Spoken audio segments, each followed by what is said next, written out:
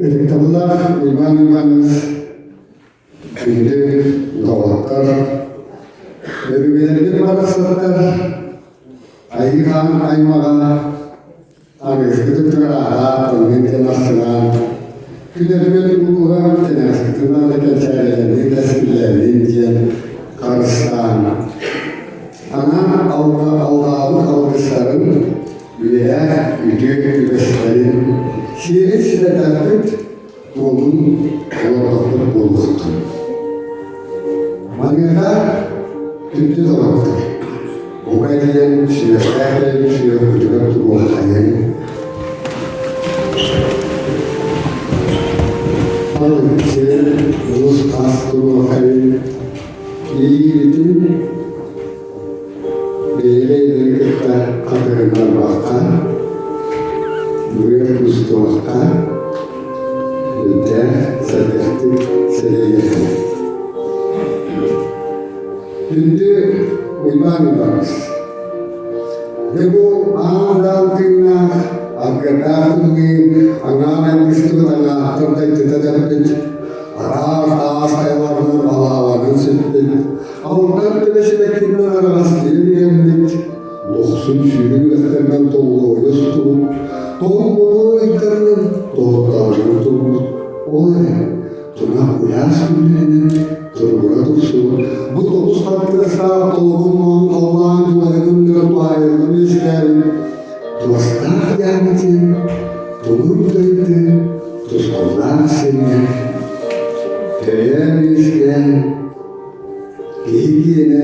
Higiyene olan, higiyene keremehe eden. Bu sarsılıktan sanırken bir sakı sayana saymadan, sarsılmadan harsınağların savaşsan, sanatların arasın, bu karakların arkasına ulan kaysakan, uykudu ulansan, gölgölcük düşte, güvenlik olursun. Bu en Sağ-sarına olan sağlıktan dilekler. Cemaniyatlar gündür uymanız, büyümün günler, günler. Süreklerden, sürüyon koltuklardan, kompuyon turan, uzunlar, ukur, algı, anarım olur. Ayıgıların anasından Allah'ın yiyesi dediğin dinlediğinden Eğerdestin efendilerdi. Üşüttümden yürüdüğümden Niyesitümden nereye Ahmet tümütten Ayzalar ayılmakta Senden tümütten Seneyi sennette Ağzıntırıkken, ağırlığa batastakta, toğuzunturukten, doğullar doğultakta, bu sebepten olan bir sağıştıran sebeplik siyetiler, anı havuzun sağın ağrınız. Ulanma, toğuzun sağın tutağını tut. O deme, süsahın sürdüğü tülerek, Şiirun yarın şiirin kelerin kukarın.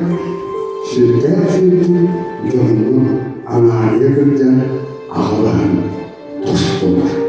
Alkış bahasyalarının oyun, ayakal, tuzku, misil, narin, naskı. Tuzku!